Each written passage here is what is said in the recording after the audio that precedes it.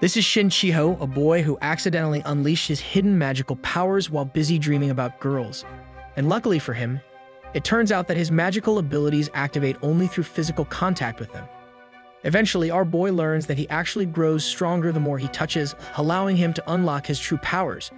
But before he gained his magical powers, Shin was always bullied by girls throughout his entire 12 years at school for playing Roblox.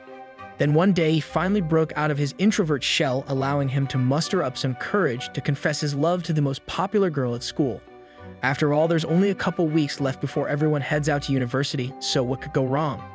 Plus, he's been arming himself with listening to the Top G over and over, and he watched some videos on how to use some Riz, so he's ready to destroy. Unfortunately, just as he's about to confess, his moment to shine gets interrupted as his #1 bully decides to talk to her at the same time. But you know what? Our boy had it coming. Since his desired method of confessing was through using a letter, so in no way is he some kind of alpha male like Harambe. Nonetheless, with his bully appearing at the worst time, Shin tries to play hide and seek to avoid her, since he's absolutely terrified of her. But hiding underneath some desks in plain sight didn't go according to plan, so she ends up finding him in an instant. It's revealed that her name is Ju Hong, and she was able to torment the boy for 12 years. But she does him a favor this time, snatching his beta love letter from him right in front of everyone else. To make matters worse, she slaps him hard as he tries to take it back, but personally, I wouldn't let that slide. The fiery demon then insults our soy boy, calling him a dweeb, but his longtime crush, Back Lin, steps in.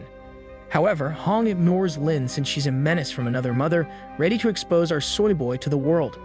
Luckily, Hong gets interrupted in the middle of trying to expose Shin by 2 underclassmen, as they barge in looking sus. And sus indeed they were, as they come charging through with eggs and flour in hand, with Hong as the intended target.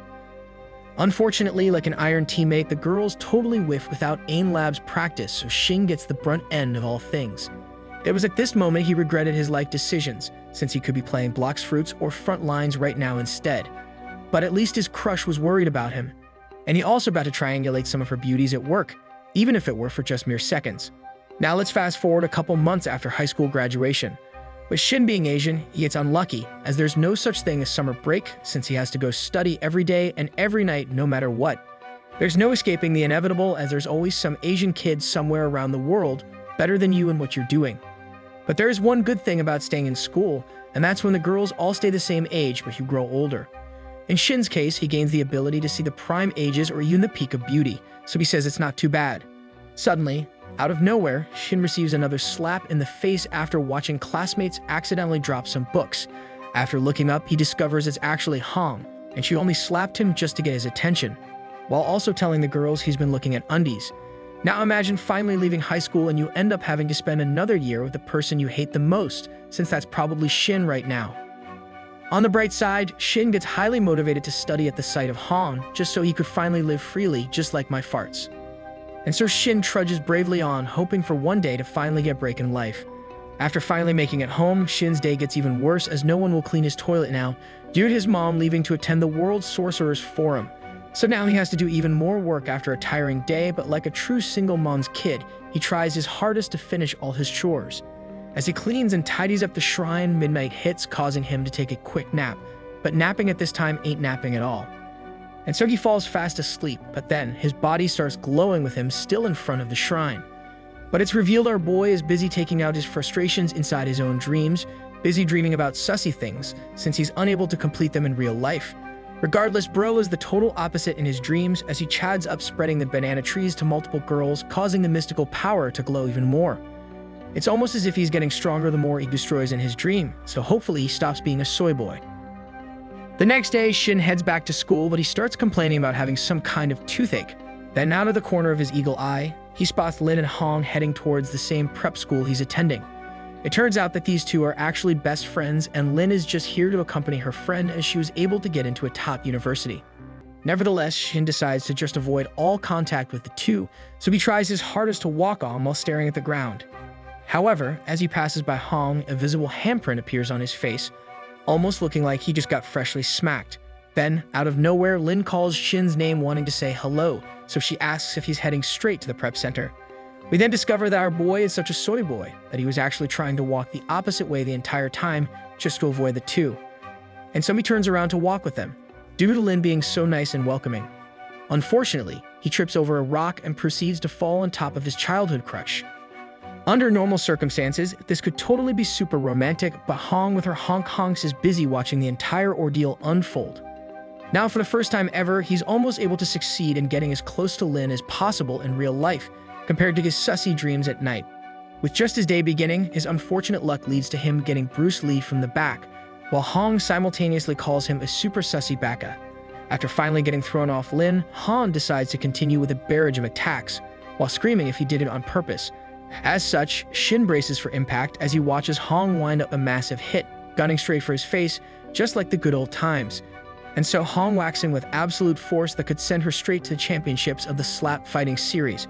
But then, as she makes contact with his face, a bright flash begins to illuminate the entire area.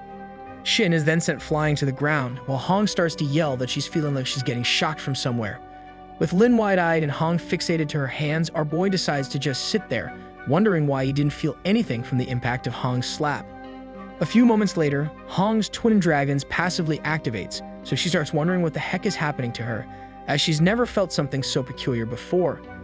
With the trio still absolutely confused, all Hong can do is wonder what kind of magic Shin is hiding in his backpack, hoping that this is just some kind of prank bro.